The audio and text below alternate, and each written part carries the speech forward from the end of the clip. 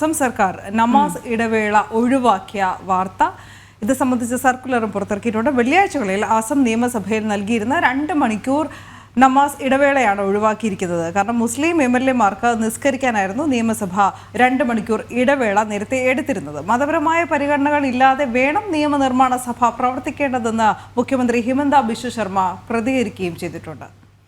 ഗൗതമിലേക്ക് തന്നെ എത്താം. ഗൗതം, എന്താണ് കൂടുതൽ വിവരങ്ങൾ? ആദ്യം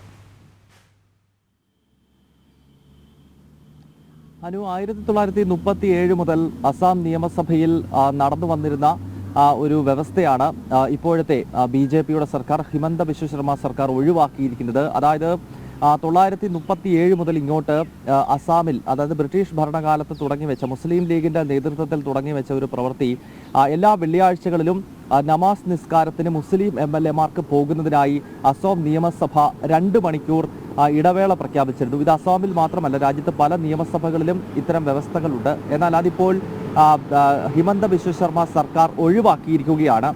കാരണം അതിന് വിശദീകരണം മുഖ്യമന്ത്രി തന്നെ നൽകുന്നുണ്ട്. ഇതൊരു നിയമനിർമ്മാണ സഭയാണ്. അത്തരം നിയമനിർമ്മാണ സഭകൾ ഏതെങ്കിലുമൊക്കെ മതവിഭാഗത്തിന് വേണ്ടി മാത്രമായി പ്രത്യേക പരിഗണനകൾ നൽകേണ്ടതില്ല എന്നതാണ് മുഖ്യമന്ത്രി ഇതുമായി ബന്ധപ്പെട്ട് പ്രതികരിച്ചിരിക്കുന്നത്. മാത്രമല്ല, അദ്ദേഹം ചൂണ്ടിക്കാണിച്ചിരിക്കുന്നത് 1937 കാലഘട്ടത്തിൽ മുസ്ലിം ലീഗ് മുന്നോട്ട് വെച്ചിട്ടുള്ള ഒരു വ്യവസ്ഥയാണിത്.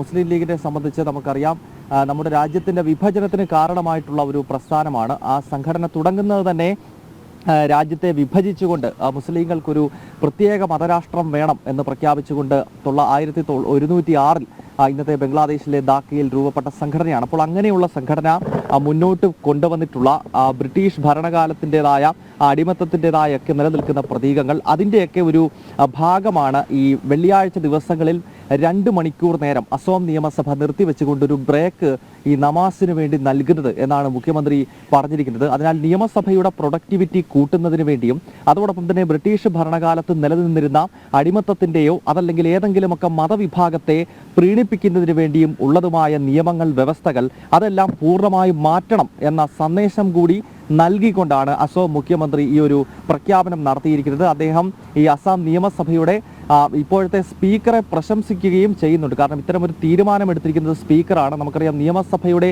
അവസാന വാക്കായി പ്രവർത്തിക്കുന്നത് എപ്പോഴും സ്പീക്കറാണ്. അതിനാൽ അസം നിയമസഭ സ്പീക്കറുടേതാണ് തീരുമാനം. എങ്കിൽ പോലും സർക്കാർ കൂടി നിർദ്ദേശിച്ചതിൻ്റെ അടിസ്ഥാനത്തിലാണ് സ്വാഭാവികമായും ഇത്തരമൊരു തീരുമാനം സ്പീക്കർ എടുത്തിരിക്കുന്നത് എന്ന കാര്യത്തിൽ സംശയമില്ല. അതേസമയം NDA-യുടെ 2 സഖ്യകക്ഷികൾ ഈ സർക്കാരിൻ്റെ, അസം സർക്കാരിൻ്റെ ഈ നടപടിയെ വിമർശിക്കുന്നു എന്നതുകൂടി ഇതോടൊപ്പം കൂട്ടി വായിക്കേണ്ടതുണ്ട്. ഒന്ന്, ബീഹാറിൽ നിന്നുള്ള ജനതാദൾ യുണൈറ്റഡ് ആണ്. മുഖ്യമന്ത്രി നിതീഷ് കുമാറും JDU-വും നമുക്കറിയാം മുസ്ലിം വോട്ട് ബാങ്ക് കൃത്യമായി തന്നെ പരിഗണിക്കുന്ന ഒരു പാർട്ടിയാണ്. അതോടൊപ്പം തന്നെ ബീഹാറിൽ നിന്നുള്ള ലോക് ജനശക്തി പാർട്ടി LJP-യും ഈ അസം സർക്കാരിൻ്റെ ഈ നടപടിയെ വിമർശിച്ചിട്ടുണ്ട്. നമുക്കറിയാം, ഈ 2 സഖ്യകക്ഷികളും ദേശീയ തലത്തിലെ NDA-യുടെ ഭാഗമാണ്. JDU ആണെങ്കിലും LJP ആണെങ്കിലും ഈ 2 രാഷ്ട്രീയ പാർട്ടികൾ, NDA-ക്ക് അകത്ത് നിൽക്കുന്ന 2 പാർട്ടികൾ ഈ ഒരു നമാസ് ബ്രേക്ക് ഒഴിവാക്കിയതിന്, നമാസിന് വേണ്ടിയുള്ള 2 മണിക്കൂർ ഇടവേള ഒഴിവാക്കിയ നടപടിയെ വിമർശിച്ച് രംഗത്തെത്തിയിട്ടുമുണ്ട്. എന്തായാലും എല്ലാ അംഗങ്ങളും ഏകകണ്ഠമായിട്ടാണ്, ഐക്യകണ്ഠേനയാണ് ഈ തീരുമാനം എടുത്തതാണ് മനസ്സിലാക്കാൻ കഴിയുന്നത്. അതിനുശേഷമാണ് ഈ സ്പീക്കറുടെ എന്തായാലും സർക്കുലർ വന്നിട്ടുണ്ട്. ഈ ഗൗതം ചൂണ്ടിക്കാട്ടിയതുപോലെ തന്നെ ഈ ഒരു പരിഗണനയും ഇല്ലാതെ, ഒരു ഇടവേളകളില്ലാതെ നിയമനിർമ്മാണ സഭകൾ പ്രവർത്തിക്കേണ്ടതുണ്ട്. കാരണം എല്ലാ ദിവസവുമില്ലല്ലോ സഭകൾ ചേരുന്ന സമയത്ത്. അതിൻ്റെ ഒരു അടിസ്ഥാനത്തിൽ കൂടിയാണ് ഇങ്ങനെ വെള്ളിയാഴ്ചകളിൽ അനുവദിച്ചിരുന്ന 2 മണിക്കൂർ നമാസ് സമയം മാറ്റിയത്.